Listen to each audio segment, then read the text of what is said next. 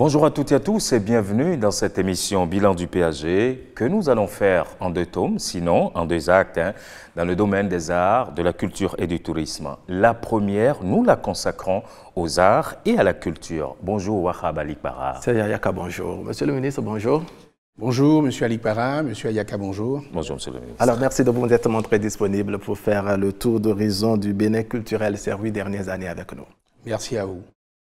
Création du musée international du Vodou à Porto Novo, construction du musée des rois et Amazon du Dahomey à Abomey, réhabilitation du musée Akabaïdénan à Kétou ou encore la construction du nouveau palais du roi de Niki et de la reine de la Ghani dont les travaux sont en cours. À ce tableau non exhaustif s'ajoute l'opérationnalisation des classes culturelles, la construction des arènes ou encore plusieurs autres grands projets. Depuis 2016, le Bénin culturel laisse exprimer ses talents et foisonne de créativité. Cela nous permet, Serge Ayaka, dans les 52 prochaines minutes, de faire le retour, sinon un retour sur les actions accomplies pour révéler le Bénin aux Béninois et au monde entier, pour reprendre cette expression chère au chef de l'État, Patrice Talon. Monsieur le ministre, il faut reconnaître tant d'actions accomplies sur le plan de la culture et des arts, mais on est bien curieux de savoir quel constat on peut faire depuis l'avènement du régime de la rupture. On remonte en 2016. Oui, merci beaucoup. 2016, vous savez, je suis bien placé pour vous en toucher un mot. Le secteur de la culture en 2016, c'est vrai, et affichait, entre autres, au niveau des industries culturelles et créatives, une certaine insuffisance quantitative et qualitative des infrastructures et un système de promotion de création également qui était, disons, un peu embryonnaire. Il y a également une insuffisance de structuration des filières et des chaînes de valeur. En ce qui concerne nos traditions, il faut reconnaître que nos traditions étaient dans un certain état de dégradation des grandes œuvres de l'histoire. Nous avions également nos royautés et nos monuments qui relataient notre grandeur, qui s'effritaient progressivement. Donc il était impératif de relever ces défis et de revaloriser notre patrimoine, de revaloriser notre culture, d'autant plus que, et je pense que tout le monde s'en convainc aujourd'hui, c'est la principale richesse du Bénin. Le Bénin, comme nous avons l'habitude de le dire, pour l'instant en tout cas, n'exploite pas d'or, ni de pétrole, ni d'autres ressources minières, mais en tout état de cause, nous avons ce potentiel qui peut être largement exploité au bénéfice de nos populations.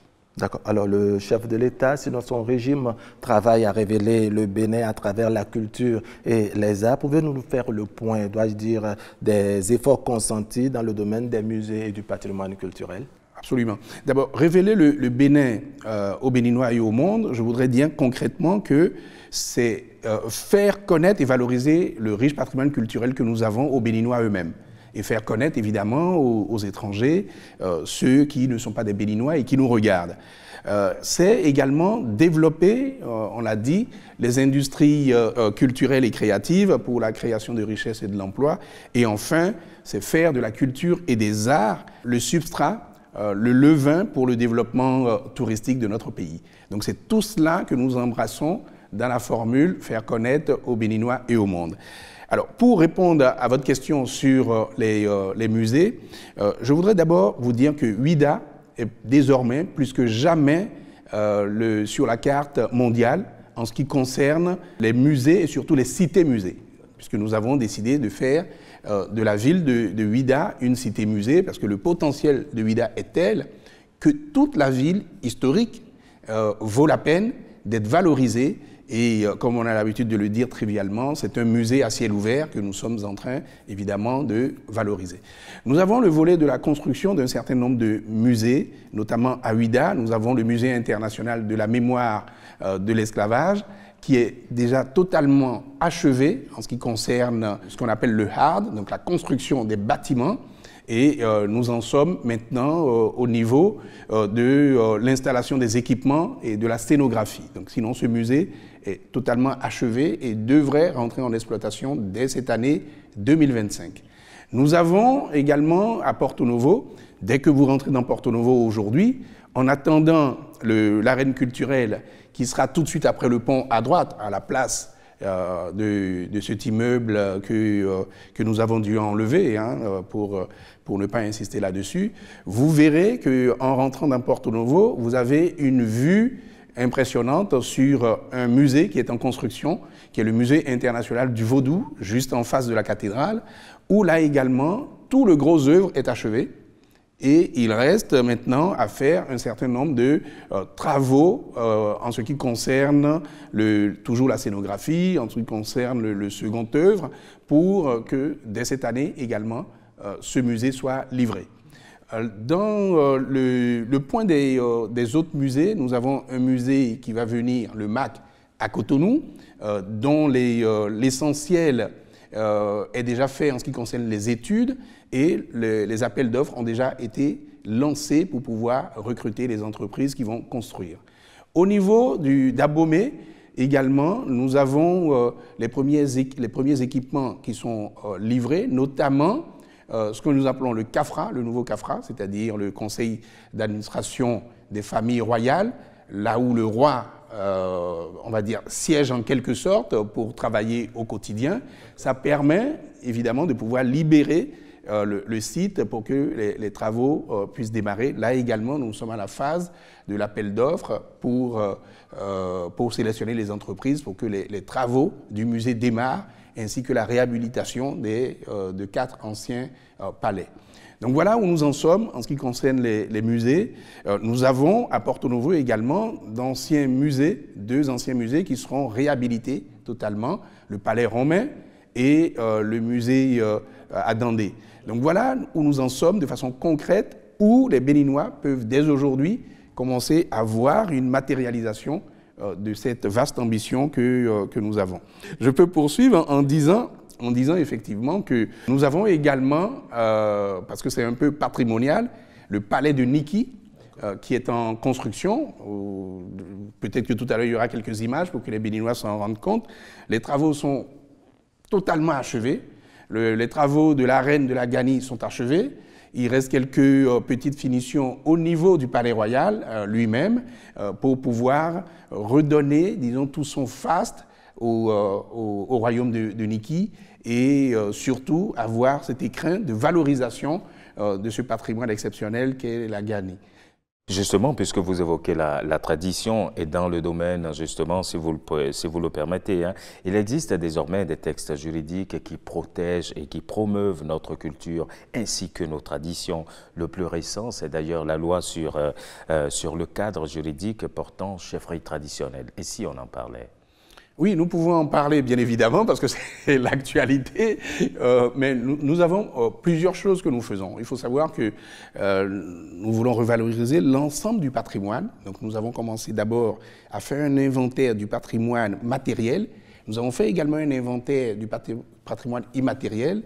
Et c'est dans tout cela qu'il est également important de revaloriser le patrimoine immatériel, on va y revenir, culturel vaudou, et qu'il est également impératif de revaloriser nos chefferies traditionnelles. Donc cette ambition du chef de l'État, qui a été, je pense, illustrée notamment à travers sa prise en charge dans la Constitution, devait être déclinée à travers un cadre juridique que nous réservons à la chefferie traditionnelle. Donc depuis 2022, le chef de l'État a mis en place une commission qu'on a appelée la commission chefferie, qui est en fait une commission scientifique sur la matière. Et de 2022 jusqu'en 2024, cette commission a travaillé d'arrache-pied, de façon méthodique, pour pouvoir démêler un peu les chevaux, pour que nous puissions restituer la situation de la chefferie traditionnelle au Bénin. Donc c'est une démarche qui a été faite, qui est une démarche purement scientifique, et qui n'est pas une démarche ni sociale et encore moins politique, j'allais dire. Mais le fait de dire qu'à un instant T, à une date T, où on a mis un curseur 1894 pour la partie méridionale du Bénin, 1897 pour la partie septentrionale du Bénin, voici la situation à ce moment-là, ne veut pas dire que les royaumes qui ont existé avant et qui n'ont plus existé n'ont jamais existé. Ça ne veut pas dire que l'histoire de ces royaumes-là n'existe pas et de ces peuples-là n'existe pas. Donc je voudrais vraiment que ce soit très clair pour l'ensemble de nos populations en disant que c'est une photo à un moment donné. Et cette photo a été faite juste avant la pénétration coloniale, parce que nous avons parlé de chefferie traditionnelle et pas de la chefferie coloniale ou de la chefferie moderne ou la chefferie du XXIe siècle. Alors, si on met le curseur au XXIe siècle, peut-être que nous aurons plus que 16 royaumes. Il se pourrait que nous ayons, j'en sais rien, moi, 200 royaumes.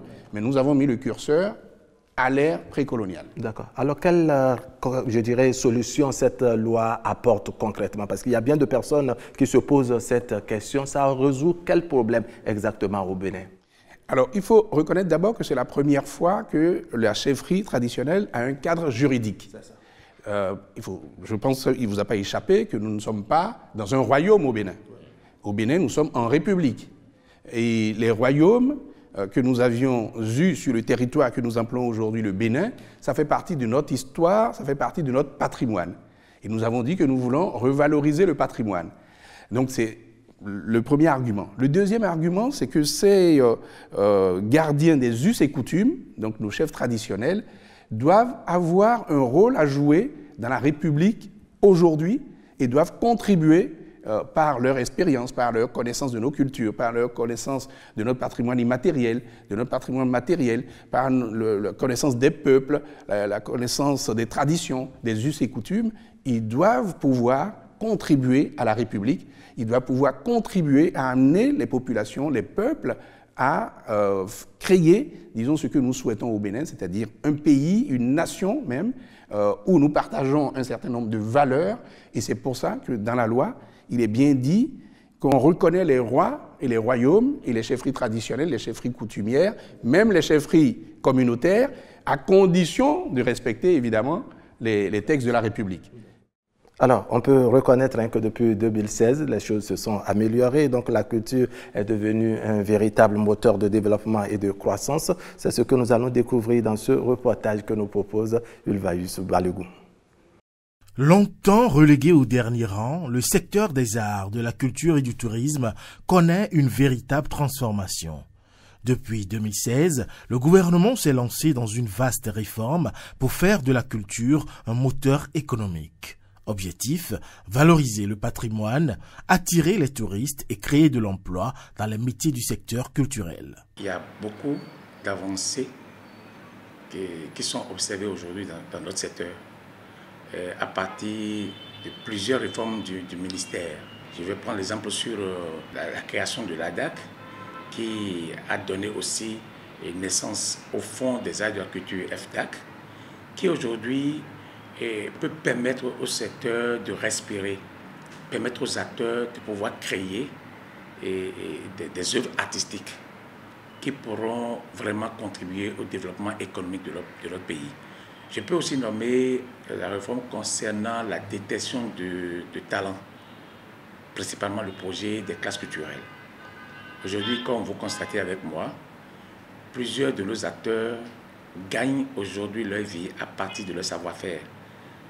Près de 800 encadreurs culturels déployés sur tout le territoire national et qui donnent un goût à l'art à nos enfants qui fréquentent les écoles. C'est une manière de préparer l'avenir, de préparer les nouveaux talents qui vont prendre la relève. Et quel genre de relève? Une relève de qualité. Mis à part ces réformes, il faut aussi reconnaître l'inscription au PAG de la société civile culturelle, le CNOA, qui sert aujourd'hui d'intermédiaire entre les acteurs et l'administration publique. En misant sur la culture et le tourisme, le Bénin redonne vie à son histoire tout en s'ouvrant au monde. Le Bénin aujourd'hui est un pays qui, sur le plan artistique et culturel, est de plus en plus plaisant. Il faut reconnaître que le gouvernement fait des efforts considérables pour la vulgarisation de l'art béninois. Réussir à avoir un pavillon à Venise, il faut le reconnaître, chapeau, parce que ce n'est pas facile à faire, nous en sommes fiers. Donc le travail qui est fait est considérable et nous, les festivals comme le nôtre, sont justement là pour accompagner cette volonté du gouvernement à à faire du Bénin une vraie plateforme d'expression. Et donc, je pourrais quand même dire que chercher à fluctuer l'économie béninoise à travers les arts et la culture, je pense que c'est le chef de l'État qui a pleinement raison de le faire. Il a métamorphosé le monde artistique et culturel pour qu'aujourd'hui, que ce soit l'art contemporain, que ce soit l'art traditionnel, que ce soit l'artisanat, tout ce que nous connaissons aujourd'hui dans le monde de l'artistique et de la culture au Bénin puisse être valorisé. Il a fait de son mieux et c'est lui qui a raison de positionner, nous sommes d'accord, ces artistes sur ces événements qui quand même donnent de la visibilité au Bénin. En quelques années, le Bénin a montré qu'investir dans la culture et le tourisme, c'est investir dans l'avenir. Plus qu'une transformation, c'est une renaissance culturelle qui s'écrit. Alors, Monsieur le ministre, vous évoquez justement cette loi sur le cadre juridique portant chefferie traditionnelle. Cette loi est-elle la seule action de revalorisation du patrimoine? Évidemment non, nous avons tout un programme et je peux vous dire, j'aurais dû peut-être d'ailleurs commencer par ça, que dès 2021, il y avait eu une loi qui avait été votée à l'Assemblée nationale et promulguée, bien évidemment. C'est la loi du 22 octobre 2021 portant protection du patrimoine culturel en République du Bénin. Nous avons également, bien évidemment, un certain nombre de décrets à la suite de cette loi. Et enfin, dernièrement, il a été créé par le gouvernement 4 agences de sauvegarde des cultures. C'est dans le champ du patrimoine culturel immatériel, le PCI. Et donc, il y a une agence de sauvegarde de la culture à Djatado, une agence de sauvegarde de la culture Yoruba, une agence de sauvegarde de la culture du Grand Borgou, qui prend les bâtonnous, les bouts et les peuls en partie. Et nous avons également une agence de sauvegarde de la culture des montagnes. C'est-à-dire, c'est à peu près la Takora Ouest et la Donga. Donc ça permet effectivement à l'ensemble des Béninois de se retrouver dans la communauté nationale et ça permet de valoriser toutes les sensibilités, toutes les diversités culturelles du Bénin pour que nul ne se sente abandonné, négligé ou rétrogradé par la République. Et cela vient montrer justement que la loi sur la chefferie n'était pas une loi ni pour classer ni pour déclasser. Tout le monde est pris en compte. Et quand on dit la culture à Djatado, il n'y a pas que, évidemment, le Danhomain. Quand on dit la culture Yoruba, il n'y a pas que Tchabé, Dassazoumé, Idacha, Ketu et Sakete. Donc c'est beaucoup plus large. Il en est de même, évidemment, pour le Grand Borgou et les montagnes. Donc c'est le patrimoine immatériel qui est pris en compte. Et ces agences vont interagir avec les chefferies traditionnelles. Donc la loi, si vous la connaissez un peu, vous verrez qu'il y aura une interaction entre l'administration, entre l'État, entre en quelque sorte les démembrements du gouvernement et les chefferies. Et entre autres, donc, ces agences vont jouer ce rôle-là. Donc c'est important de le dire également. En dehors de cela, nous avons également un certain nombre de mesures qui ont été prises, notamment, il est important d'y revenir, nous avons notre marche vers la restauration, la restitution également de nos biens culturels. Donc tout ça est dans le champ de la restauration et de la revalorisation du patrimoine. Enfin, pour finir, il est important que les Béninois, nos concitoyens, se rendent compte dans le champ public comment cela s'illustre et se matérialise. Donc ce n'était pas anodin d'avoir érigé des statues, des figures de nos héros nationaux, notamment Bioguera. Nous avons Tofa à Porto Novo et nous avons à Alada Toussaint l'Ouverture. Nous avons évidemment la splendide esplanade de l'Amazone avec la figure de l'Amazone qui est aujourd'hui emblématique et qui symbolise quasi déjà le Bénin. Et nous allons continuer dans ce champ pour que les Béninois puissent se rendre compte concrètement de quoi nous parlons, ce dont nous parlons quand nous parlons de revalorisation. Cette revalorisation, ils peuvent s'en rendre compte dans l'espace public. Alors, en clair, c'est un vaste chantier, ces différentes actions qui sont posées pour valoriser le patrimoine au Bénin. Et donc, depuis 2016, on a noté que les choses se sont améliorées. La culture est devenue un véritable moteur de développement et de croissance. C'est en tout cas ce que nous allons découvrir dans ce reportage que nous propose Ulvaeus Balogun. Au cœur de la 60e édition de la Biennale de Venise, une nouvelle voix s'est élevée, celle du Bénin. Welcome to the Benin Pavilion. Everything precious is fragile. The etymology of the word gelede, we really use this as a metaphor, an expression to really dive into this deep Yoruba philosophy to address the issues of contemporary life today. We feel like if we need to go back in the past to retrieve knowledge to go forward in the future. The 4 artists who are part of this exhibition really embody the sensibility of fragility and precarity, but also care and hope for the future. Pour la première fois, des artistes béninois sont exposés aux côtés des plus grandes nations de l'art contemporain. L'intérêt pour le Bénin, d'abord, est artistique, révéler le potentiel créatif du Bénin. Ensuite, le second intérêt est d'ordre diplomatique, faire connaître le Bénin dans le monde, faire parler du Bénin dans le monde, créer de la sympathie autour du Bénin pour pouvoir attirer des collectionneurs, des galeristes, des professionnels autour de l'art du Bénin. Une entrée sur la scène mondiale avec une exposition ambitieuse qui met en lumière l'histoire et l'identité du Bénin. C'est une manière pour nous d'exposer le Bénin à l'extérieur. Ça fait quand même la 60e édition que cette biennale existe. Le Bénin n'a jamais participé. Je pense que c'est le Bénin qui gagne en termes de visibilité. C'est le Bénin qui gagne en termes de ristourne. Parce que les productions qui sont apportées sur cet événement, si ces productions sont vendues là-bas, je pense que les artistes rentreront avec les devises et c'est le Bénin qui va gagner en termes de devises aussi. Everything precious is fragile.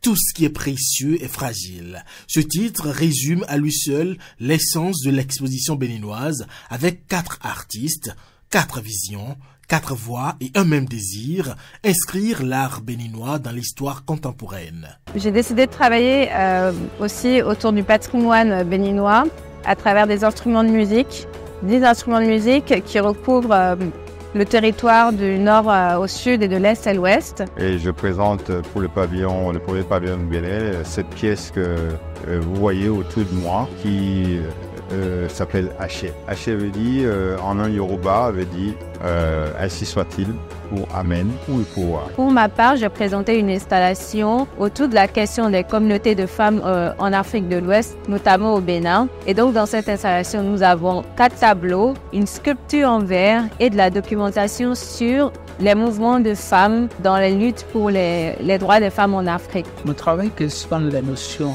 du pouvoir féminin et m'amène à fouiller dans nos mémoires collectives les archives du passé. À Venise, je montre l'histoire du Bénin, je raconte l'histoire des femmes amazones, des Agodi. Au-delà d'une simple exposition, la participation du Bénin à la 60e édition de la Biennale de Venise s'inscrit dans une stratégie culturelle plus vaste. Faire du Bénin un acteur incontournable de l'art contemporain. Merci à Ulvaeus Balogun. Alors, pour la première fois, l'État béninois a signé une convention qui accorde, Monsieur le ministre, une subvention directe aux producteurs de contenus locaux. Et aujourd'hui, en matière de diffusion, les choses vont plutôt vite. L'arène de Ouida est sortie de terre en quelques mois seulement. Il y en a bien d'autres qui vont suivre, les arènes. Absolument. En ce qui concerne les arènes culturelles, nous avons la première arène qui est à Ouida, vous l'avez dit, cette infrastructure splendide que nous avons, on va dire, testée lors de la dernière édition des Vodou Days, parce qu'il restait encore quelques petits travaux, mais nous l'avons suffisamment avancé pour que ça soit un écrin pour les Vodou Days. Donc cette arène culturelle de Ouida sera totalement achevée avant la fin du mois de mai, où nous pourrons là maintenant l'exploiter ordinairement comme nous le souhaitons. À part Ouida, nous avons Porto Novo, bien évidemment, où les dossiers sont déjà prêts pour contractualiser avec les entreprises qui doivent construire. Nous avons, en dehors de Porto Novo, nous avons Nati Tengu, nous avons Lokossa, Kouandé, Parakou et Abomey, où les études sont également achevées. Donc tout ça va être évidemment programmé en ce qui concerne les constructions d'infrastructures. Donc voilà pour les arènes culturelles. En dehors des arènes culturelles, le gouvernement a également contribué à créer le premier centre de rencontres culturelles à Ouida, qu'on appelle le CCRI, en lien notamment avec la mairie de Ouida et les partenaires français. Nous avons également la Maison de la Culture de Ouida, qui a été totalement réhabilitée et restaurée, et qui est confiée en matière de gestion et d'exploitation au CCRI de Ouida précisément. Donc nous avons ainsi un certain nombre d'infrastructures qui vont venir de diffusion, et bien évidemment, nous allons avoir une infrastructure magnifique qui va être nichée au cœur de Cotonou, au cœur de ce que nous appelons le quartier culturel et créatif de Cotonou, qui va venir, disons, à l'emplacement des anciennes installations, des anciennes usines, des anciens ateliers de l'OCBN. Donc voilà quelques éléments pour expliquer, disons, la politique de diffusion, de construction des espaces de diffusion en République du Bénin. Oui, alors vous avez beaucoup parlé de Ouida. Ça n'est pas qu'un musée à ciel ouvert, mais ça devient aussi une véritable cité de diffusion de la culture. Absolument. Nous avons la chance, et c'est vrai, c'est une vraie chance, d'avoir une cité historique comme Ouida, une cité historique, une cité culturelle, une cité patrimoniale, une cité également où nous avons un certain nombre d'infrastructures de diffusion qui sont en cours de construction. Donc Ouida sera vraiment le cœur culturel et touristique du Bénin. Mais tout ce que nous faisons là, nous ne le faisons pas qu'à Ouida. Nous le faisons dans plusieurs autres cités, dans plusieurs autres villes, à travers le pays. Mais le fait d'avoir Ouida à proximité de Cotonou, le fait d'avoir Porto Novo à proximité de Cotonou, ça permet, en matière touristique, également de pouvoir traiter ce qu'on appelle le maïs, c'est-à-dire ceux qui viennent pour des séminaires et des conférences, qui viennent seulement pour 2-3 jours et qui n'ont pas forcément le temps de pouvoir monter à l'intérieur du pays. Ça permet de leur montrer un pan culturel et touristique du Bénin immédiatement à proximité dans un rayon de 40 km, Cotonou elle-même plus précisément, Porto Novo à 30 km, Ouida à 40 km, où ils peuvent ressortir de leur visite, de leur séjour au Bénin avec 1000 couleurs, avec toutes les splendeurs du Bénin précisément, c'est le cas de le dire, aussi rapidement. Donc ça nous permet de pouvoir traiter tout type de tourisme et vraiment nous avons la chance d'avoir une concentration de sites et une concentration de curiosité, une concentration de patrimoine à Ouida. Il en est de même pour Porto Novo, bien évidemment, et il en est de même dans toutes les villes où nous voulons un vrai développement touristique. D'accord. On va parler un peu cinéma, monsieur le ministre. On sait qu'au nombre des tests dont l'adoption tarde à venir figure le code de la cinématographie. À l'heure où beaucoup de choses se font pour le cinéma béninois, quel est le sort qui est réservé à ce code, monsieur le ministre? C'est vrai, vous avez raison, ce code tarde à sortir, mais vous savez, dans cette difficulté, je pense que finalement, on a pu en tirer une chance. Je vais vous dire pourquoi.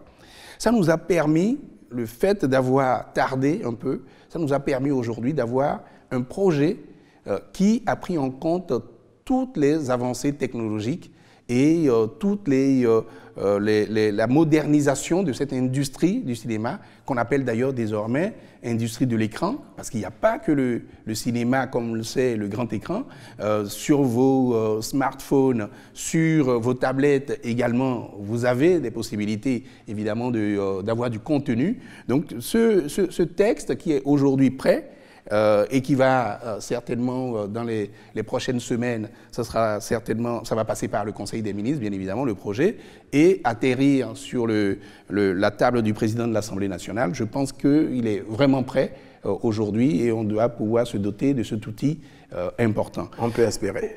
Oui, non, définitivement oui. Sinon, je ne prendrai... La dernière fois que vous m'avez invité, j'en ai pas parlé. Donc, si j'en parle, c'est que le risque est mesuré, bien calculé et mesuré. C'est sûr que les acteurs l'attendent depuis si longtemps. Oui, oui. Surtout que toutes les parties prenantes ont participé, aussi bien au niveau de la HAC, aussi bien au niveau des acteurs du cinéma, aussi bien au niveau du ministère du numérique, aussi bien tous ceux qui, d'une façon ou d'une autre, sont concernés, ont participé donc, à ce processus. Et là, nous avons vraiment un produit, il me semble, mûr, sous réserve, évidemment, de ce qui pourrait être fait à l'Assemblée nationale. Même les députés ont participé déjà au processus. Je voudrais dire que c'est un outil essentiel parce que nous avons beaucoup d'ambition en matière de cinéma. Vous savez qu'en matière de cinéma, déjà, sans même avoir cet outil, que le Bénin a déjà posé un certain nombre d'actes importants. Vous savez que c'est le Bénin qui a cofinancé le film Dahomey de Mati Diop, qui a remporté l'Ours d'Or au Berlinade. C'est le Bénin qui a également cofinancé la série qui a été produite et diffusée sur Canal Black Santiago Club, où il y avait quand même 8 épisodes, 450 acteurs, principalement des Béninois. C'est également le gouvernement du Bénin qui, à travers A+, aujourd'hui, disons, a produit Apparence, qui passe en ce moment et que les Béninois ont beaucoup aimé, 100 épisodes, 250 acteurs, principalement des Béninois. Nous sommes en ce moment en train de travailler avec le plus grand diffuseur de contenu en Europe, le groupe Media One, avec qui nous avons signé pour la création, la diffusion de Le meilleur est à venir, qui est une série de 220 épisodes où c'est des Béninois qui écrivent les scénarios. Et là également, disons, ça a permis d'amener la jeunesse à un certain niveau de renforcement de capacité. Nous sommes en ce moment en train de travailler pour transformer le site de l'ancien British American Tobacco dans Ouida en studio de cinéma, et nous avons des partenaires déjà pour cela. Donc oui, nous avons un certain nombre de choses à faire, et je vais vous dire pourquoi c'est tellement important le cinéma. Il y a deux choses essentielles. Tant que nous n'aurons pas le cinéma, l'audiovisuel en général, les médias en particulier, que nous maîtrisons nous-mêmes, c'est toujours d'autres qui vont nous raconter notre histoire, à leur manière. Donc nous avons besoin de cela pour que le Bénin puisse maîtriser son narratif. Pour que le Bénin puisse dire c'est quoi le Bénin, pour que le Bénin puisse apporter sa contribution au monde. Parce que sinon, les autres n'ont pas intérêt à nous valoriser au niveau exact où nous sommes. Ils ont tendance toujours à se valoriser eux. Donc nous avons besoin, nous, de nous valoriser. Il faudrait que demain, l'ORTB ou une autre chaîne soit une référence en Afrique et que tout le monde veuille regarder l'ORTB de la même façon que nous, aujourd'hui, nous courons pour regarder des chaînes étrangères que je ne citerai pas. De la même façon, il faudrait que nous puissions, quand on fait The Woman King qui parle du Bénin, et on est tous fiers, il faudrait que nous puissions produire 2, 3, 4, 10, 20, 50 The Woman King, qu'on puisse produire des films, des documentaires qui parlent de nos héros, de notre patrimoine.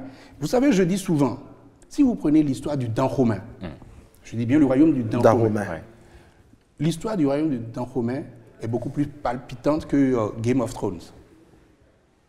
Je ne suis pas sûr que les Béninois le sachent. Le jour des réalisateurs, des scénaristes béninois ou africains vont s'en rendre compte, on va faire une histoire, on va faire une série avec l'histoire du Dahomey et le monde entier va regarder ça comme nous avons tous regardé Game of Thrones. On regarde les héros d'ailleurs. Nous avons tellement de héros. Je ne parle pas des héros nationaux seulement, mais je parle également en ce qui concerne la culture vaudou. Vous avez des figures, dans le vaudou et au Orisha, vous avez des figures qui sont de vrais héros. On parle de Thor. Vous savez qu'on a l'équivalent ? Tous les rois, toutes les figures, tous les dieux des antiques en Grèce ou en Italie, nous avons les équivalents et nous pouvons valoriser cela. Il faut que la jeunesse béninoise le sache. Il faut que le peuple béninois le sache et il faut que le monde entier le sache parce que le Bénin peut beaucoup apporter au monde et peut contribuer à la création de l'universel. En clair, ce riche patrimoine que vous décrivez, on peut le vendre à travers le cinéma, c'est ça? On doit vendre ça à travers le cinéma, on doit vendre ça à travers les contenus, parce qu'il n'y a pas que le cinéma, et cela est absolument important d'avoir des créateurs de contenu, et pour cela, aujourd'hui, CMS-City fait un travail extraordinaire, et je voudrais ici féliciter tous les jeunes qui y sont et qui ont commencé déjà à faire ce travail, et féliciter évidemment toute la direction de CMS-City qui fait un travail que les gens ne voient pas au quotidien, mais qui va permettre au Bénin de tenir sa place dans les années à venir. Vous parlez de contenu justement, de contenu plus captivant, et on vous a vu récemment d'ailleurs aux côtés de la ministre du numérique et de la digitalisation pour cette signature de convention qui accorde des subventions directes aux producteurs de contenus locaux qui seront diffusés sur la SRTB très prochainement. Absolument. Donc c'est un exemple de plus, parce que en la matière, je peux vous en parler pendant 30 minutes. Bien sûr. Donc je suis allé très vite, mais nous faisons énormément de choses. Et c'est pour ça que je dis qu'il est temps effectivement que nous ayons ce code de la cinématographie. Oui. Alors, vous aviez commencé à l'évoquer, il s'agit justement du quartier culturel de Cotonou, et puis dans son sein, il y a l'une des importantes sections de ce QCC, c'est bien sûr le Musée d'art contemporain de Cotonou, le MAC. Depuis 2016, il y a comme un regain d'intérêt pour l'art contemporain. Illustration d'ailleurs dans ce point que nous fait Ulvaeus Balogun qui revient ici sur l'expo Révélation Art Contemporain du Bénin. Lancée en 2022 à Cotonou, lors de la restitution des 26 trésors royaux par la France, l'exposition Révélation Art Contemporain du Bénin est devenue itinérante.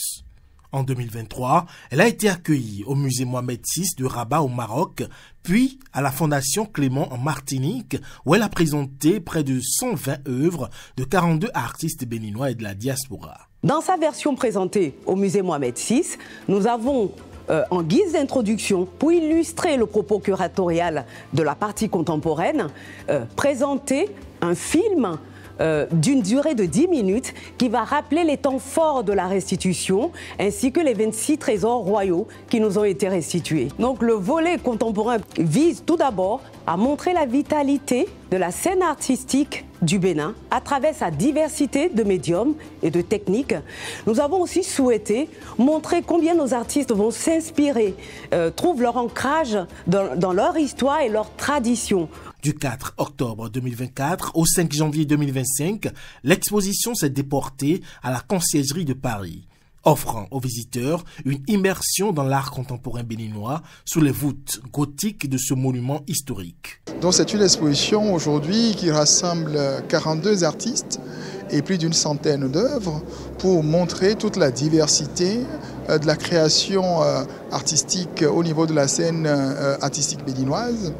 Et ça va aussi bien des médiums traditionnels tels que la peinture, la sculpture, jusqu'aux médiums les plus complexes tels que le numérique, la vidéo, et en passant par les installations et diverses autres œuvres d'art. Bien, plus qu'une simple exposition itinérante, c'est un voyage, une rencontre entre les cultures, un pont entre le Bénin et le reste du monde. Le fait d'être présent aujourd'hui à Paris participe de cette stratégie qui consiste à faire connaître le Bénin, à renforcer sa diplomatie culturelle, à renforcer son soft power dans le but de permettre au reste du monde de nous connaître, de savoir qui nous sommes, quel est notre art de vivre, quel est notre rapport au monde et quelle est notre vision du monde. Et c'est par le truchement des artistes que tout ceci se passe.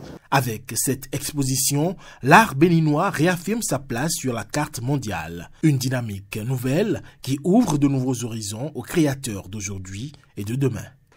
Alors, Monsieur le ministre, pourquoi cet intérêt pour l'art contemporain? Et d'ailleurs, quel bilan faites-vous de la première participation du Bénin à la Biennale de Venise?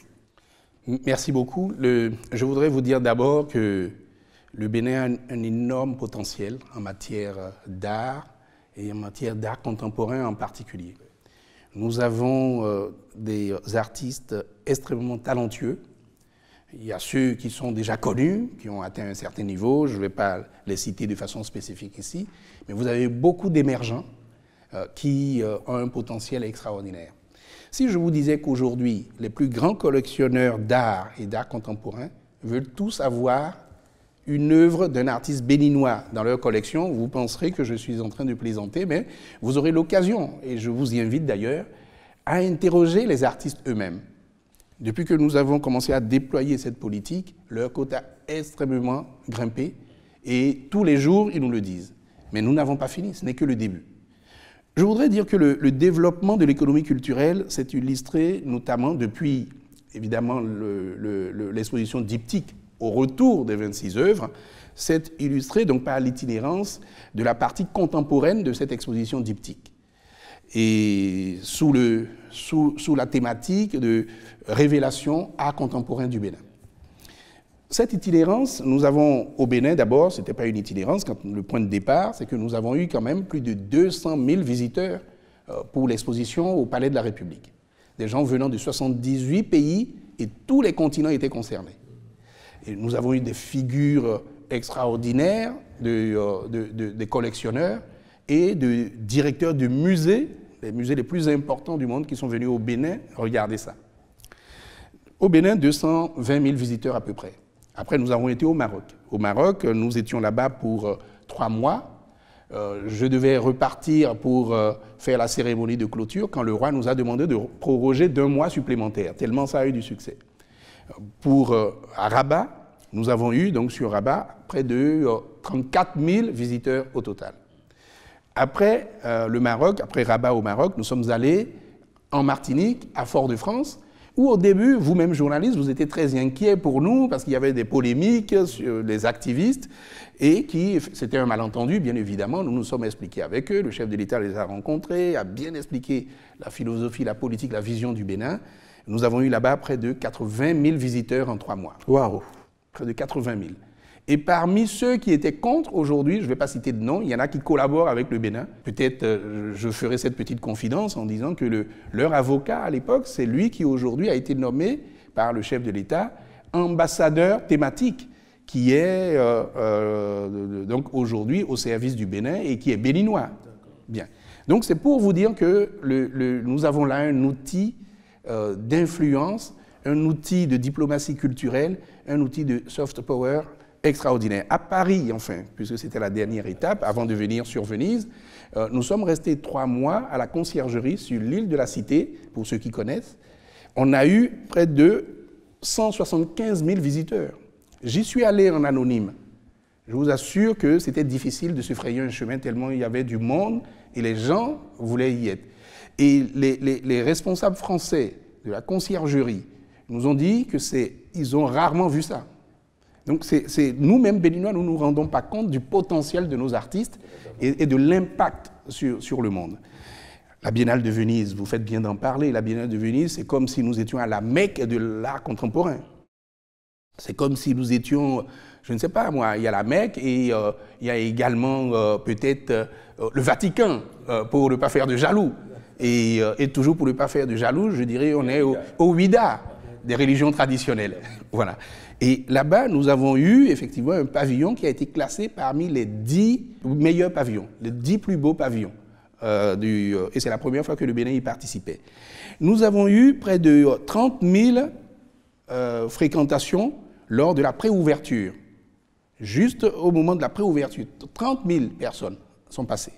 Et donc c'est pour vous dire à quel point le Bénin aujourd'hui est attendu. À quel point le Bénin, quand on parle d'art contemporain, quand on parle d'art contemporain venant d'Afrique, à quel point le Bénin a sa place et à quel point nous devons travailler pour cela. Donc voilà ce que je peux vous dire et vous dire également que le mur du port, puisque nous avons le mur du port qui est en cours, nous voulons entrer dans le Guinness Book avec le mur du port. Le port de Cotonou, il faut le préciser. Oui, le mur du PAC, si vous voulez, mais c'est le mur du port de Cotonou, de toute façon. Et ce mur, aujourd'hui, nous avons les plus grands muralistes, les plus grands graffeurs, et même des artistes plasticiens classiques, qui sont les artistes qui ont travaillé sur ce mur, qui est édifiant. Je ne pense pas que vous pouvez voir un mur aussi beau, quel que soit le continent, quel que soit le pays, ce que nous sommes en train de faire là. Et vous voyez que tous les jours, que ce soit les Béninois, que ce soit des visiteurs étrangers, tous les jours, ce mur attire effectivement une certaine foule. Donc tout cela vous montre un peu, c'est des indices, des indicateurs pour montrer à quel niveau se situe l'art contemporain béninois. Oui, justement, de l'art contemporain à l'industrie du livre et de la lecture, il s'en dit d'ailleurs beaucoup de bien, Monsieur le ministre. Qu'est-ce qu'on peut retenir dans ce domaine? Alors, c'est vrai que généralement, le profane a tendance à dire que les gens lisent de moins en moins. Mais je vais vous détromper. Au Bénin, on lit de plus en plus. Et nous ouvrons des bibliothèques, nous restaurons, réhabilitons des bibliothèques qui sont très fréquentées, les scolaires bien évidemment, mais pas que. Et nous sommes en train de moderniser l'ensemble de nos bibliothèques. La Bibliothèque nationale aussi est en train évidemment de tout numériser pour que nous puissions avoir une plateforme, une bibliothèque numérique où tous les Béninois peuvent aller évidemment avoir accès à ce fonds documentaire important, ce fonds livresque important. Nous avons également considéré qu'il fallait, de la même façon qu'on le fait pour le cinéma, prendre globalement le livre, donc l'industrie du livre et de l'édition. Donc nous devons faire en sorte que des éditeurs importants puissent émerger au Bénin. Ils vont éditer évidemment des Béninois, mais également d'autres Africains et pourquoi pas des gens d'autres continents. Cela est possible et nous sommes en train d'y travailler. Nous valorisons également nos écrivains à travers le Grand Prix littéraire. Et nous allons avoir, l'année dernière, la cérémonie formelle n'a pas eu lieu parce que j'étais absent du pays, je le regrette, pour une bonne partie.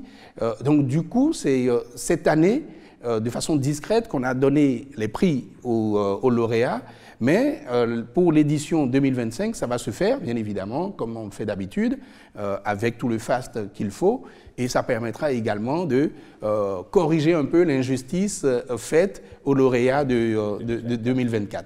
Donc oui, le livre et la lecture, c'est vraiment très important pour la culture. Alors on se demande où en sommes-nous dans la mise en œuvre de la politique de structuration du secteur afin de mieux la professionnaliser? Le secteur, en la matière, nous sommes d'abord en train, de façon générale, pour ce qui concerne les acteurs culturels, pour ce qui concerne la culture, nous sommes en train de travailler les textes pour pouvoir aboutir à la réforme du statut de l'artiste. Ça fait là également, un peu comme le code de la cinématographie, ça fait longtemps qu'on en parle, mais cette fois-ci, nous sommes réellement bien avancés. Nous sommes en ce moment en train de consulter les différents acteurs concernés pour enfin aboutir à l'étape du Conseil des ministres et à l'étape de l'Assemblée nationale pour que nous puissions avoir les textes sur le statut de l'artiste.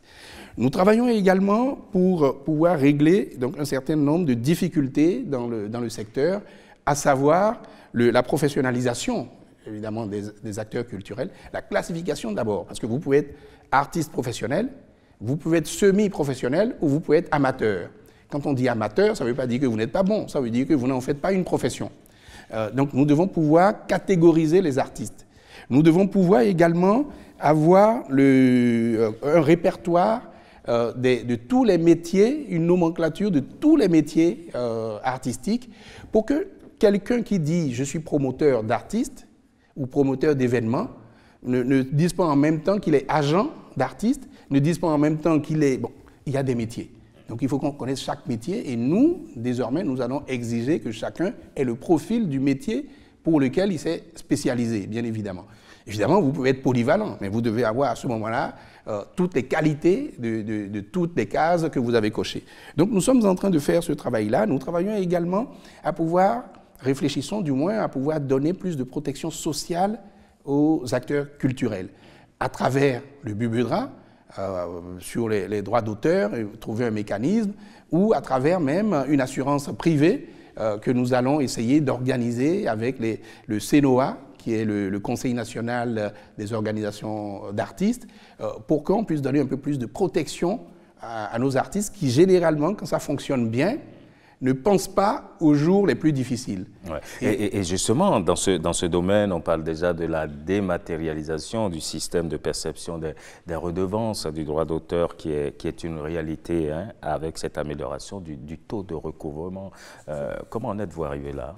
Alors, vous pensez bien qu'aujourd'hui, c'est très difficile, surtout au Bénin, vous voyez que tout est désormais digitalisé. Donc il ne fallait pas qu'on soit à la traîne en ce qui concerne la gestion des droits des redevances de nos artistes. Donc nous avons lancé également là un vaste programme de digitalisation pour que les perceptions soient faites automatiquement. Imaginons, vous êtes dans un bar qui joue de la musique, eh bien, il fallait attendre après que le bar puisse dire « oui, j'ai joué de la musique » et c'était toujours sujet à difficulté, on va dire, pour ne pas dire les mots qui fâchent. Mais désormais, avec l'automatisation, avec la digitalisation, il sera très facile de pouvoir identifier tous ceux qui doivent aux artistes, puisque ce n'est pas à l'État, c'est aux artistes. On va pouvoir recouvrer, donc avoir ces perceptions-là et partager les redevances à l'ensemble des ayants droit. Alors, Monsieur le ministre, que dire du projet de détection des talents? Oui, les classes culturelles. Nous étions depuis 2-3 ans dans la phase pilote. Donc cette phase pilote a permis d'impacter 89 établissements, 18 000 apprenants, 890 encadreurs culturels et à peu près une cinquantaine de superviseurs. Cette année, nous commençons un peu la généralisation tout doucement et nous allons impacter 14 nouveaux établissements et nous recrutons 140 nouveaux encadreurs et tout cela va nous amener à 103 établissements, à 22 000 apprenants et à plus d'1 millier d'emplois créés où les acteurs culturels ont un salaire tous les mois. Il y en a plus de 1000 aujourd'hui qui sont impactés. Donc oui, c'est un projet important pour la détection des talents. C'est un projet également important pour nourrir ceux qui veulent vivre en tout cas de leur talent.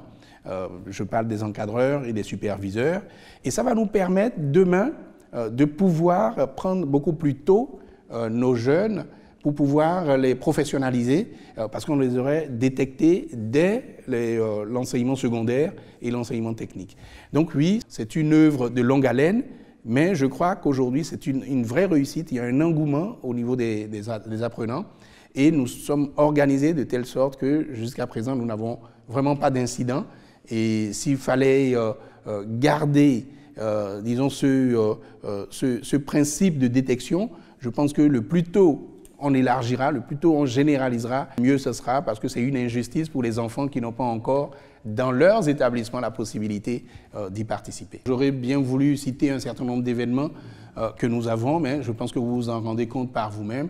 La fête de la musique, les nuits artistiques et culturelles, danse et chante avec l'Amazone, et j'en passe, qui permettent aujourd'hui aux Béninois gratuitement de pouvoir profiter des talents de leurs artistes. Non, mais peut-être pourrions-nous encore en profiter pour parler du financement culturel.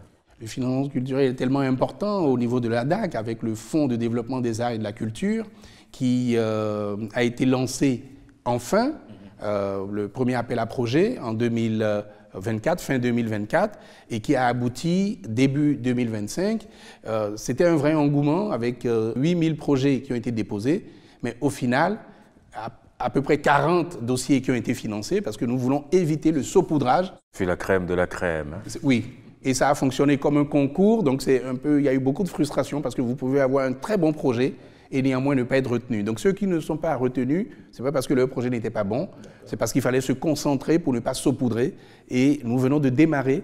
Plus nous allons avancer, plus nous allons avoir un peu plus de contributions à partager et ça va de plus en plus impacter. Nous travaillons également pour un fonds de bonification afin que ça ne soit pas seulement à travers le FDAC que les acteurs béninois trouvent du financement, mais ils peuvent aller directement dans les banques pour avoir du financement à partir du moment où il y a un fonds de bonification pour les y aider. Donc nous sommes en train d'y travailler et je suis sûr que dans les années à venir, les acteurs culturels verront la différence. Monsieur le ministre, merci beaucoup. C'est moi qui vous remercie. Merci. Merci Wahab. On se retrouve dans le prochain numéro pour évoquer tourisme.